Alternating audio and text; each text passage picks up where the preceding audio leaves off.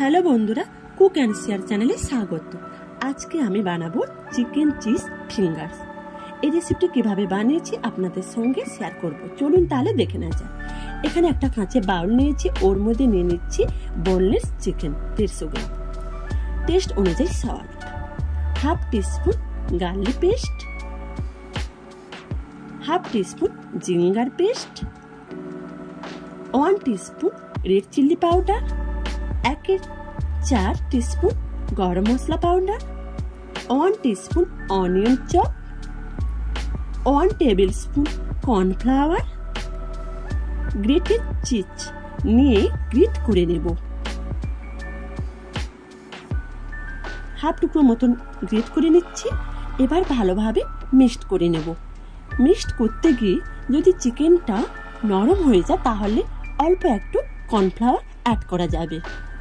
এবার হাতের মধ্যে নিয়ে নিচ্ছি অল্প একটু অয়েল, নিয়ে এভাবে দুটো হাতে অয়েলটাকে মাখিয়ে নিচ্ছি।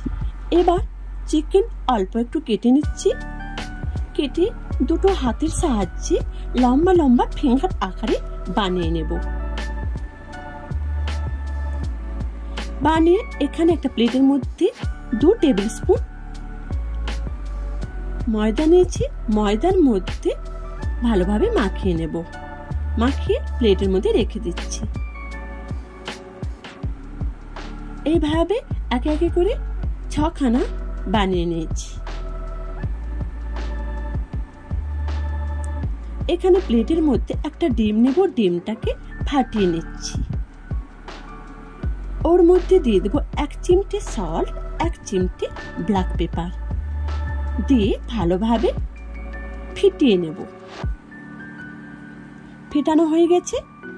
এবার চিকেন নিয়ে ওর মধ্যে ভালোভাবে ডুবিয়ে নেব। ওটা খুব সাবধানে করতে হবে, নাহলে ভেঙে যেতে পারে। পুরো মাখানো হয়ে গেলে এবার ব্রেড ক্রাম্বসের মধ্যে দিয়ে দেব। দিয়ে অন্য হ্যান্ডের সাহায্যে ভালোভাবে ব্রেড ক্রাম্ব ছড়িয়ে মিক্সড করে নেব। পুরো গাটা যেন ব্রেড ক্রাম্বসটাকে মাখানো হয়।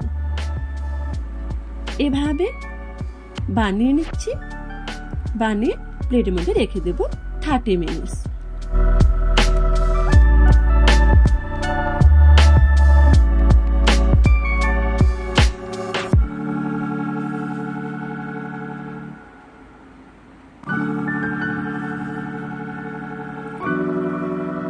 এবার গ্যাস অন করে একটা প্যানের মধ্যে অয়েল নিয়েছি। অয়েল গরম হয়ে গেলে ওর মধ্যে দিয়ে দিচ্ছি একে একে করে চিকেন ফিঙ্গার্স গুলো।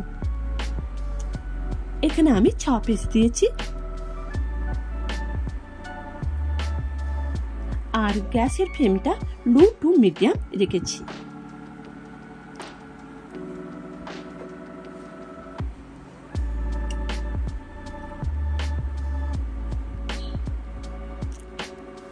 যখন চিকেনের এক সাইডে লালচে করে ভাজা হয়ে যাবে তখন উল্টে দেব অপর সাইডটা লালচে করে ভাজার জন্য। এভাবে প্রত্যেক ফিঙ্গারস গুলোকে লালচে করে ভাজার জন্য উল্টে দিচ্ছি।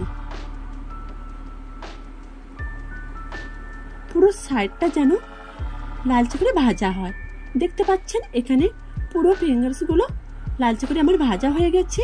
এবার তুলে নেব একটা প্লেটের মধ্যে। তুলে নিলেই রেডি চিকেন চিজ ফিঙ্গার্স।